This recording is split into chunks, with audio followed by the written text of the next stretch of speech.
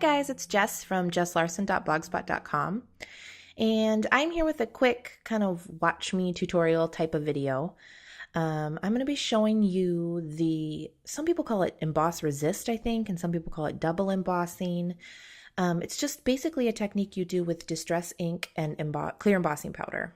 And what you do first is you ink up your card front with your ink of choice. Today I'm using mustard seed, which is a really bright yellow color. And I like to do it where it's just different kind of all over the card.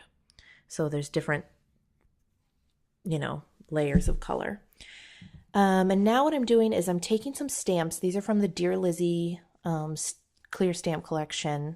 And they're like little medallion circle, I think that's what they're called, stamps. And I'm inking them up in Versamark.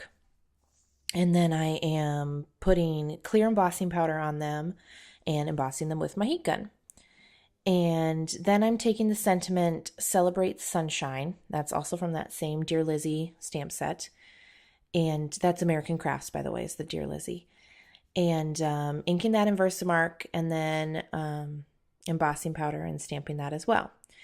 And by doing this, the yellow will still show through just because we didn't use any color of an ink. So it will just look as though it's yellow ink, basically, showing through the Versamark.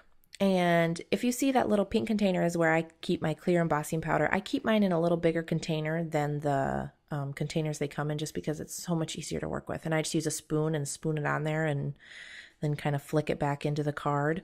And then I also, maybe you noticed, had a little paintbrush out.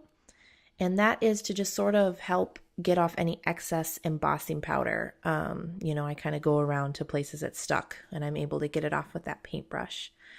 And I make sure that I heat it really well, before I emboss on it because I don't want it to stick to the distress ink because it will. And it's happened to me before and it's really frustrating.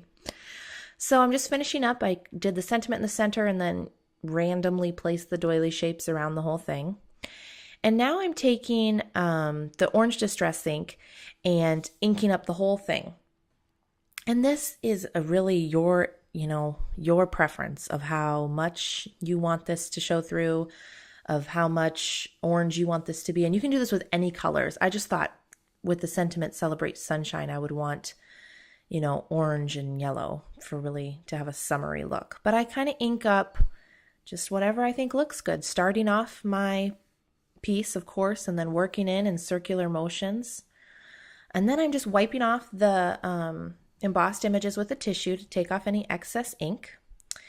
And I rounded the corners, did a 1/4 round on all the corners with my corner chomper. And now I'm taking my pink ATG and I'm just adhering it to a piece of craft cardstock that's also from American Crafts. And it's super easy, one layer. It was all I could do not to add more stuff to it, but I just wanted to keep this one simple and kind of let the technique be the focus.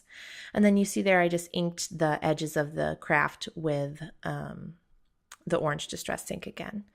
And there's the final card, a photo of it, and there is a close-up. You can really kind of see how that yellow shines through.